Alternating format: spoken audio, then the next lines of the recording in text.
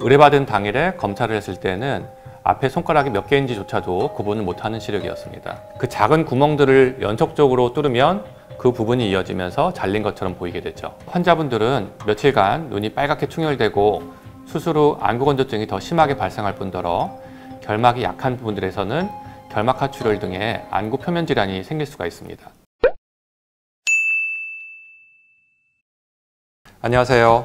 눈을 밝히다 라이트 형제 최성호입니다. 한때 레이저 백내장이 붐을 일으켰었는데요. 요즘은 많이 잠잠해진 것 같습니다. 그럼에도 한 번씩 병원에 오시는 분들 중에서 레이저 백내장이 좋다던데 혹시 가능한가요? 라는 질문을 해주시는 분들이 계시는데요. 아마 다른 병원 혹은 지인이나 인터넷을 통해 그런 정보를 얻으셨을 것 같습니다. 얼핏 생각하면은 레이저가 정교하니까 당연히 직접 손으로 하는 것보다 더 좋을 것 같기도 합니다. 사실 저희도 5억에 달하는 레이저 백내장 장비가 2대나 있습니다. 그럼에도 불구하고 저희는 레이저 백내장을 하지 않고 라식과 클리어 스마일에 사용을 하고 있습니다. 오늘은 왜 저희가 레이저 백내장을 하지 않는지 그 이유에 대해서 정말 솔직하게 말씀드려 보겠습니다. 먼저 백내장 수술이 어떻게 진행되는지에 대해서 간략히 아실 필요가 있는데요. 백내장은 눈 속에 혼탁된 수정체를 제거하고 깨끗한 인공수정체를 넣는 수술입니다.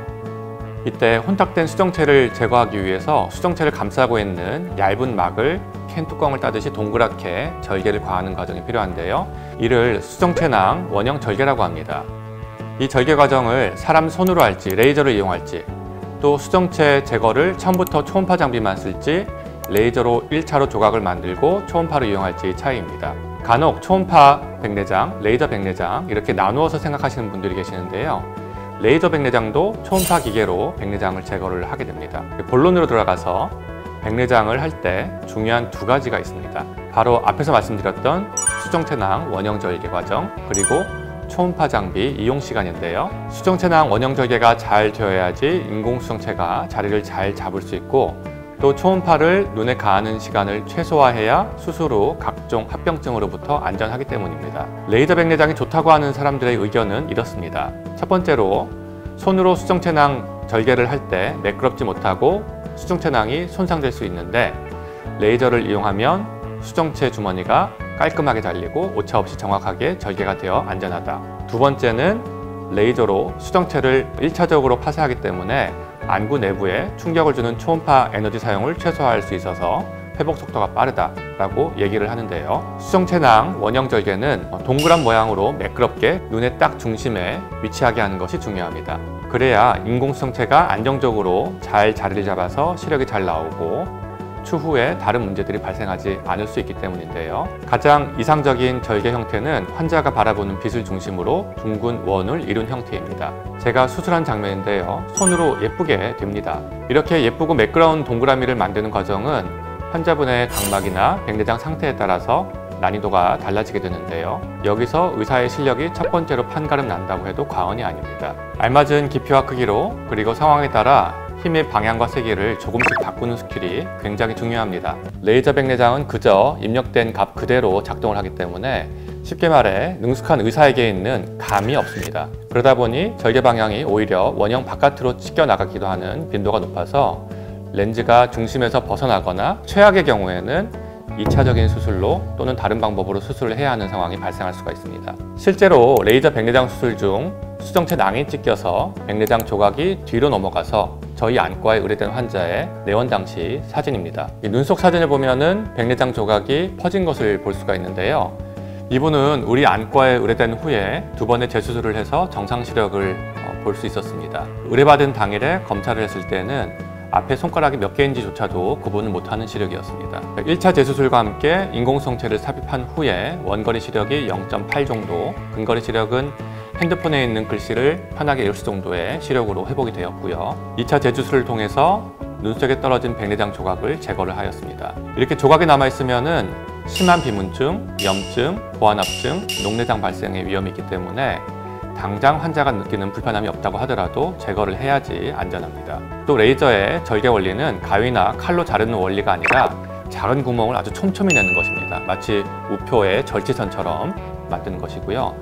그 작은 구멍들을 연속적으로 뚫으면 그 부분이 이어지면서 잘린 것처럼 보이게 되죠. 아무리 세밀한 작업을 하는 레이저라 하더라도 원리는 똑같습니다. 실제로 레이저로 절개한 부위와 칼로 절개한 부위의 차이점을 분석한 결과를 보면은 사람 손으로 했을 때 직선 모양의 깔끔한 단면이 만들어집니다. 물론 실력이 좋은 의사가 했다는 가정하에서 하는 얘기입니다. 아주 자세히 들여다봐야 알 수 있는 차이일지라도 이것이 중요한 이유는 수술 도중에 수정체 내부 압력을 가하는 과정에 차이가 나타납니다. 이 과정에서 수정체 내부에 압력이 오르면은 수정체 낭의 절개한 부분에 양옆으로 잡아당기는 힘이 발생을 합니다. 이것을 이제 장력이라고 하죠. 이 수정체 낭을 아주 깔끔하게 잘라냈다면은 설령 인공수정체를 삽입하는 과정에서 힘이 가해진다 하더라도 쉽게 그 장력에 의해서 수정체 낭이 찢어지질 않습니다. 하지만 톱니바퀴처럼 잘린 레이저 절단면에서는 과자 봉주의 끝을 톱니바퀴처럼 만들어서 쉽게 찢을 수 있게 하는 원리와 같습니다. 그렇게 되면은 시력 결과에 영향을 미치거나 또 다른 부작용을 낳을 수가 있죠. 이번에는 나 원장님이 수술한 케이스인데요. 이분도 레이저 백내장 수술 도중 훈항이 파열돼서 저희 병원에 의뢰되었던 분입니다. 백내장 수정체가 망막의 통째로 떨어져 있고요. 결국 망막 수술과 함께 인공수정체를 모양체 고랑이라고 하는 곳에 삽입을 하는 방식으로 백내장 수술을 진행을 했습니다.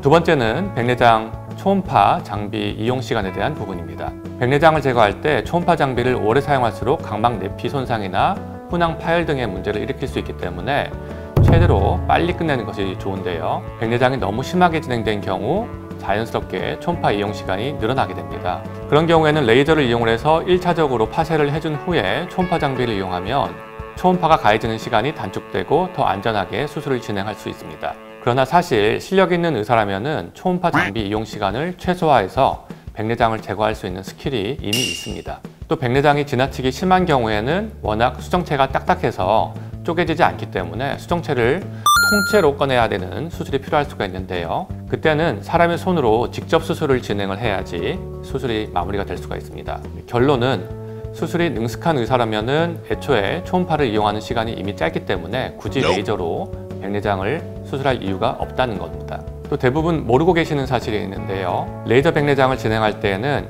장비 자체가 정확한 수술을 위해서 안구를 꽉 붙잡고 있습니다. 이 과정으로 인해서 환자분들은 며칠간 눈이 빨갛게 충혈되고 수술 후 안구 건조증이 더 심하게 발생할 뿐더러 결막이 약한 부분들에서는 결막하출혈 등의 안구 표면 질환이 생길 수가 있습니다.